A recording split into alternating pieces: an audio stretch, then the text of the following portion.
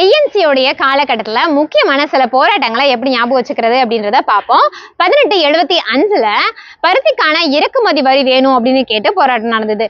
இதை எப்படி ஞாபகம் வச்சுக்கலாம் அப்படின்னா, பருத்த உடம்ப இறக்குறதுக்காக எழுந்த உடனே 5 மணிக்கே வாக்கிங் போகணும் அப்படின்னு ஞாபகம் வச்சுக்கோங்க. அப்படி இல்லை அப்படின்னா பருத்த உடம்ப இறக்குறதுக்காக எழுந்த உடனேயே அஞ்சாம ஓடணும் அப்படின்னு ஞாபகம் வச்சுக்கோங்க. இது ரெண்டுல எதுனாலும் ஞாபகம் வச்சுக்கலாம். அதே மாதிரி 1877ல் பாத்தீங்கன்னா அரசு பணிகளை இந்தியமயமாக்கணும் அப்படின்ற கோரிக்கை எழுந்தது. இதை எப்படி ஞாபகம் வச்சுக்கலாம் அப்படின்னா, லாஸ்ட் 2 நம்பர் எடுத்துக்குவோம். 7 நாளும் அரசு பணிக்காக தாங்க நம்ம ஓடிட்டு இருக்கோம், இல்ல பாடுபட்டு இருக்கோம் அப்படின்னா ஞாபகம் வச்சுக்கோங்க. 7 நாளும் அரசு பணிக்காக அப்படிங்கறது ஞாபகத்துக்கு வரும். அடுத்தது பாத்தீங்க அப்படின்னா 1878 இதுல இந்த டைம்ல பாத்தீங்க அப்படின்னா வட்டார மொழி சட்டம் கொண்டு வந்தாங்க இல்லையா, அதுக்கு எதிராக போராட்டங்கள் நடந்தது. இதை எப்படி ஞாபகம் வச்சுக்கலாம், 7-8 வட்டார மொழியாச்சும் தெரிஞ்சிருக்கணும்ப்பா அப்படின்னு ஞாபகம் வச்சுக்கோங்க.